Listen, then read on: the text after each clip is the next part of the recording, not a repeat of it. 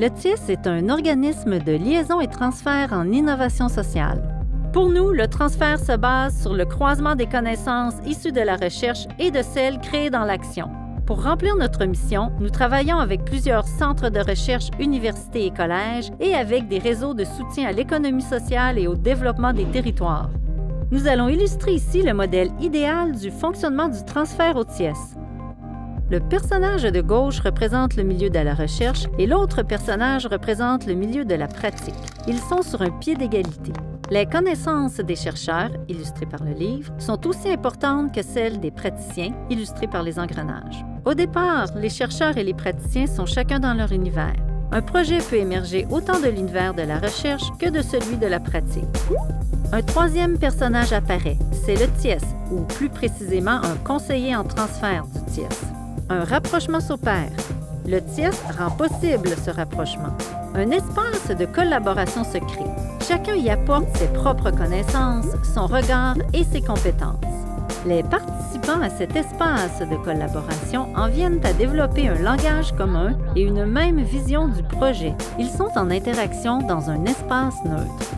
Le TIES joue un rôle clé pour faire travailler les gens ensemble, pour qu'un véritable groupe se crée et que chacun y trouve sa place. Le conseiller du TIES veille à créer un climat de confiance.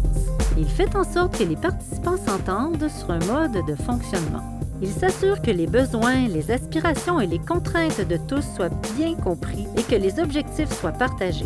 C'est un peu la bougie d'allumage de l'intelligence collective. Dans ce climat, il y a une systématisation et une co-construction de connaissances. À partir de cette co-construction de connaissances, on construit aussi des outils de transfert. Ceux qui ont participé à la co-construction retournent dans leur univers avec des connaissances qui ont été transformées et qu'ils se sont appropriées. Ils repartent avec des connaissances transformées, de même qu'avec des éléments tangibles comme les outils qu'ils ont participé à créer. Les chercheurs et les praticiens qui participent à un projet sont les premiers vers qui le transfert s'opère.